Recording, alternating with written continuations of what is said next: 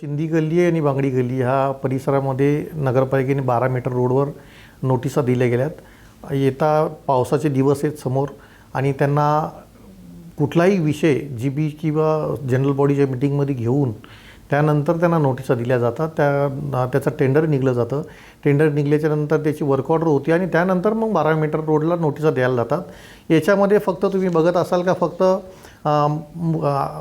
नगराध्यक्षांच्या दालनामध्ये meeting झाली आणि त्याच्या टिप्पणीच्या आधारे या लोकांनी 12 मीटर रोडला नोटिसा दिल्यात। दुकानदार आहेत यांचा उदरनिर्वाह कसा चालेल, यांना जागा कुठं देणार आहे आणि ज्यावेळेसपर्यंत आपण एखादी मीटिंग जीबीच्या किंवा जनरल बॉडीच्या मीटिंगमध्ये ज्यावेळेसपर्यंत विषय घेत नाही या चर्चेसाठी हा विषय घेतला पाहिजे। सर्वात महत्त्वाचा तर 12 मीटर रोडचा चर्चा झाल्याच्यानंतर सर्व अंबरनाथ शहरातले नगरसेवक ठरवतील हा 12 मीटर रोड आपल्याला करायचा आहे किंवा याच्यामध्ये मार्ग काय काढायचा आहे।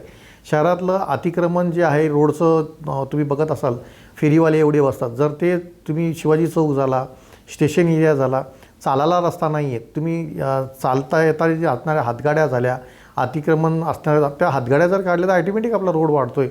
ह्या 12 मीटर रोड करण्यासाठी आम्ही तुम्हाला प्रत्येक वेळेस सहकार्यच करू नगरपालिकेला, परंतु आजची ही वेळ नाही आहे। ती सभागृहामध्ये चर्चेसाठी विषय ठेवावा आणि सभागृह त्याच्यावर निर्णय घेईल आणि त्यानंतर तो रोडचं वाइंडिंग करण्यात यावं। शिवसेना अंबरनाथ शहर शाखा आणि शिवसैनिक हे रस्त्यावर उतरतील आणि ह्या सगळ्या गोष्टीला विरोध होईल।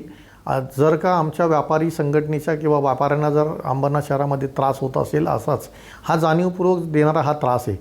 जर आपल्याला विकासच करायचा असेल तर शिवसेना 100% तुमच्या पाठीशी उभी राहील, परंतु नाहक विनाकारण पावसाचे दिवस येईन। आता तुम्ही 15 दिवसाची नोटीस दिली की त्यांना सांगितलं आहे का तुम्ही घरं खाली करा किंवा तुमची दुकानं खाली करा, हा योग्य निर्णय नाही आहे।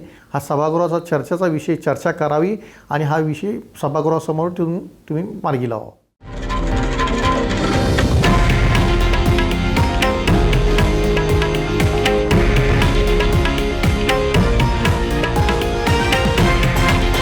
हे आहे देशातील नंबर 1 न्यूज नेटवर्क आणि आपण पाहत आहात TV9 मराठी, एकमेव।